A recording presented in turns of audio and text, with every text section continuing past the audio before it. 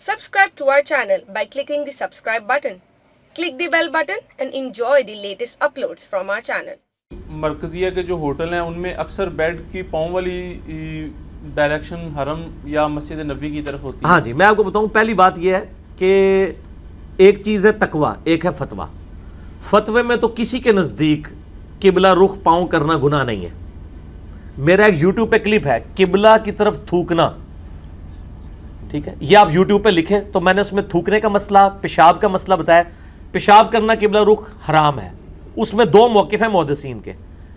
ایک کا موقف یہ ہے کہ اوپن ایئر میں حرام ہے، کنٹرول انوائرمنٹ میں جائز ہے، یعنی اگر کمرہ جو ہماری کنٹرول انوائرمنٹ ہوتی ہے.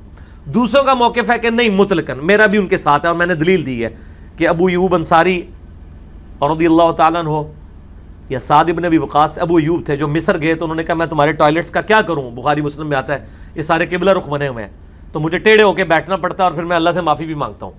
تو اگر کوئی ٹوائلٹ بنے ہوئے ہیں ادھر ٹیڑھا ہو کے بیٹھے، ہم لوگ تو پہلے اس چیز کا اہتمام کرتے ہیں. رہا پاؤں کرنے کا مسئلہ، پاؤں کے بارے میں کوئی حدیث نہیں ہے.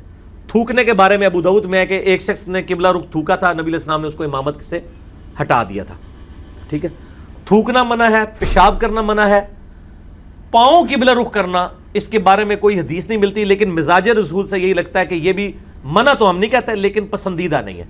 اور وہ آپ کبھی عربیوں کو دیکھیں نا، تراویح کے بعد سلام پھیر کے سیدھی ٹانگیں ایسے کعبے کی طرف کر لیتے ہیں. وہ میں تک ایک بندہ کہتا ہے یار اسی تو ایڈی دور نہیں کرتے ایتھے بیٹھ کے میں کرتے رہے. ٹھیک ہے، تو وہ بات تو ٹھیک ہے کہ یار اس طرح کرنے کی ضرورت کیا ہے، آپ نے خام خواہ اپنے لیے ازمائش ڈالی ہوئی ہے. تو اگر اس طرح کی کوئی چیزیں ہیں مجھے بتائیں، اگر بیڈ کے پاؤں قبلے کی طرف ہوتے ہیں تو بیڈ نے آپ کو پکڑا تو نہیں ہوا کہ سر تو ضروری اتنے رکھنا ہے، لک وشکار رکھنا ہے نا. صرف بیڈ صرف آپ سے یہ ڈیمانڈ کرتا ہے کہ لک وشکار ہونا چاہیے، تو تسی سر ادھر کر لو تو تکیہ اتھے رکھ لو، کیڑا مسئلہ، لک تو وشکار ہی رہے گا. بیڈ آپ کو ساری دور کرنے کی اجازت دیتا ہے، لک نہیں کرن دے گا، وہ کہے گا لک وشکار ہے.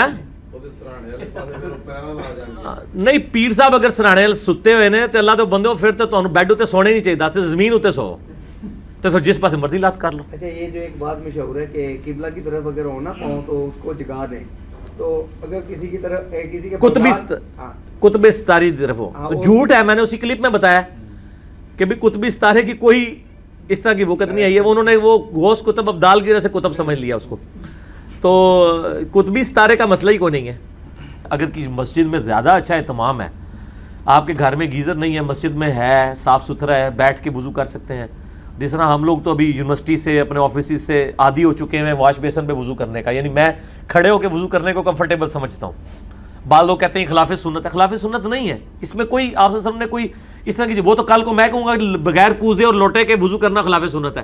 ٹوٹی خلاف سنت نہیں ان کو نظر آ رہی ہے، کھڑے ہو کے خلاف سنت ہے. بھائی کھڑے ہو کے جن چیزوں سے منع کیا گیا تھا وہ منع کر دیا گیا. کھڑے ہو کے ایسی جگہ پہ پیشاب کرنا کہ چھینٹے پڑے وہ منع ہے.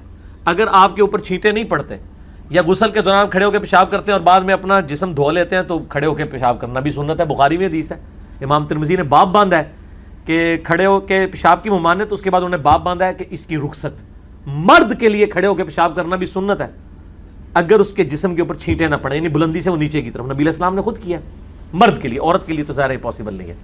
اچھا، واش روم میں جتنی دفعہ بھی جائیں، چاہے حاجت کے علاوہ کسی کام بھی جائیں، تو اس میں جاتی دفعہ اور نکلنے کے بعد دعا جو ہیں وہ پڑھنی ضروری ہیں اور ان کا اچھا ہے فائدہ؟ نہیں، صرف جب آپ پیشاب کے لیے جائیں گے پھر ہی دعا مانگیں گے نا، اس کے علاوہ نہیں.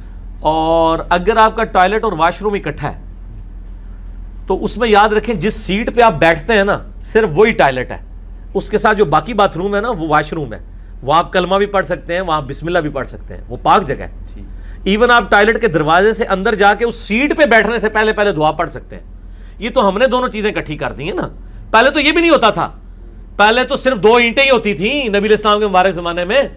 عورتیں بھی باہر جا کے ٹوائلٹ کرتی تھیں اوپن ایئر میں، اور اس میں کیا وہ دعا کے لیے انہوں نے کوئی کمرہ بنایا ہوتا تھا؟ نہیں. جب وہ 2 اینٹیں یا 2 پتھروں پہ چڑھنے لگتے تھے نا اس سے پہلے دعا پڑھ لیتے تھے. یہاں بھی جب آپ اس سیٹ پہ چڑھنے لگے دعا پڑھ لیں، اس سے پہلے والا سارا حصہ جو ہے وہ پاک ہی، اس میں کوئی مسئلہ نہیں ہے.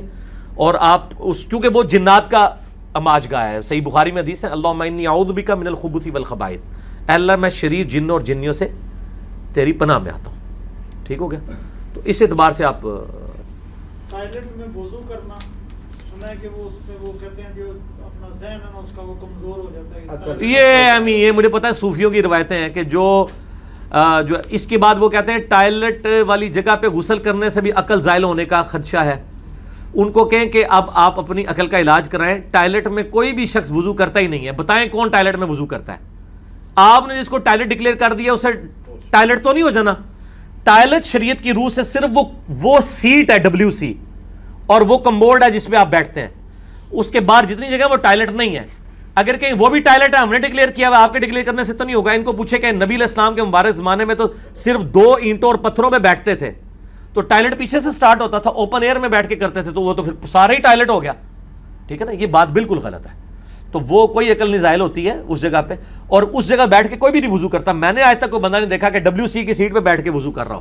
وہ لادہ سے وہ لگا ہوا ہوتا ہے واش بیسن, تو اس میں شمار ہی نہیں ہوتا. یہ میں آلریڈی کئی بار ڈسکس کر چکا ہوں. ہاں جی, کیا وہ لوگ پڑھ لکھ گئے ہیں مرزا صاحب, پڑھ لکھ گئے لوگ.